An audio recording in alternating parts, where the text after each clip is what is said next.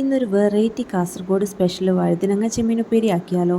കാസർഗോഡ് ഭാഷ പോലെ വ്യത്യസ്തമായ കുറേ അധികം ഫുഡ് ഐറ്റംസ് ഞങ്ങൾ കാസർഗോഡുകാർക്കുണ്ട്. വഴുതിനങ്ങ ചെമ്മീൻ പേര് കേൾക്കുമ്പോൾ ഇതെന്തൊരു കോമ്പിനേഷനാണെന്ന് തോന്നിയോ? പക്ഷേ കഴിച്ചു കഴിഞ്ഞാൽ നിങ്ങൾ എന്തായാലും ഇതിൻ്റെ ഫാനാവും. അപ്പോൾ തുടങ്ങാം. ഫ്ലെയിം ഓൺ ചെയ്യാനായിട്ടില്ല കേട്ടോ. ആദ്യം വേണ്ടത് ഇതുപോലെ കട്ട് ചെയ്ത വഴുതിനങ്ങ, പിന്നെ ഈ ചെറിയ സൈസിലുള്ള ഉണക്കച്ചെമ്മീൻ. ഞങ്ങൾ കാസർഗോഡുകാർ ഇതിനെ അരിച്ചെമ്മീൻ അല്ലെങ്കിൽ പൊടിച്ചെമ്മീൻ എന്നൊക്കെ പറയും. പിന്നെ വേണ്ടത് മഞ്ഞൾപ്പൊടിയും ഉപ്പും, പിന്നെ വളരെ കുറച്ച് വെള്ളം. ഞാനിവിടെ എടുത്തിട്ടുള്ള 2 സ്പൂൺ വെള്ളമായിരുന്നു, പക്ഷെ അത് തന്നെ ഭയങ്കരമായിട്ട് അധികമായിപ്പോയി. അതുകൊണ്ട് ചെറുതായി ഒന്ന് നനച്ചു കൊടുത്താൽ മാത്രം മതി. ഇനി ഇതെല്ലാം കൂടെ നന്നായി ഒന്ന് മിക്സ് ചെയ്യുക. അത് കഴിഞ്ഞ് നമുക്ക് ഫ്ലെയിം ഓൺ ചെയ്തിട്ട് അടച്ച് വെച്ചതൊന്ന് വേവിച്ചെടുക്കാം. വഴുതിനങ്ങ ആയതുകൊണ്ട് പെട്ടെന്ന് വെന്ത് വരും. പിന്നെ ചെമ്മീനും ചെറിയ സൈസ് ആയതുകൊണ്ട് പെട്ടെന്ന് വേവും. ഇടയ്ക്ക് തുറന്ന് ഇളക്കി കൊടുക്കാൻ മറക്കല്ലേ. കണ്ടില്ലേ, ഇതിൽ തന്നെ കുറേ വെള്ളം ഇറങ്ങി വന്നിട്ടുണ്ട്. ഇനി ഇതെല്ലാം കൂടെ വറ്റിച്ചെടുക്കണം. അതാ വെള്ളം കൂടിയുള്ള പ്രശ്നം, ഇങ്ങനെ വറ്റിച്ചെടുത്തുകൊണ്ടിരിക്കണം.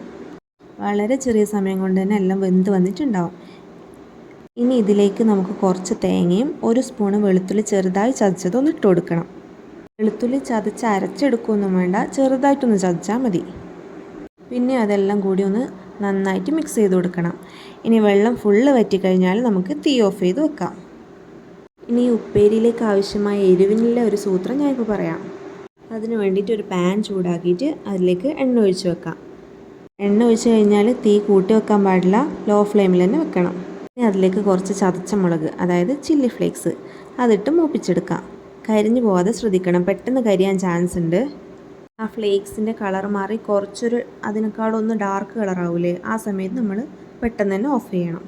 ഇനി ഒറ്റ പണി മാത്രമേ ബാക്കിയുള്ളൂ. നമ്മൾ ഉപ്പേരിയിലേക്ക് ഈ ചില്ലി ഫ്ലേക്സ് എണ്ണയോട് കൂടെ ഒഴിച്ച് നന്നായി ഒന്ന് മിക്സ് ചെയ്യണം.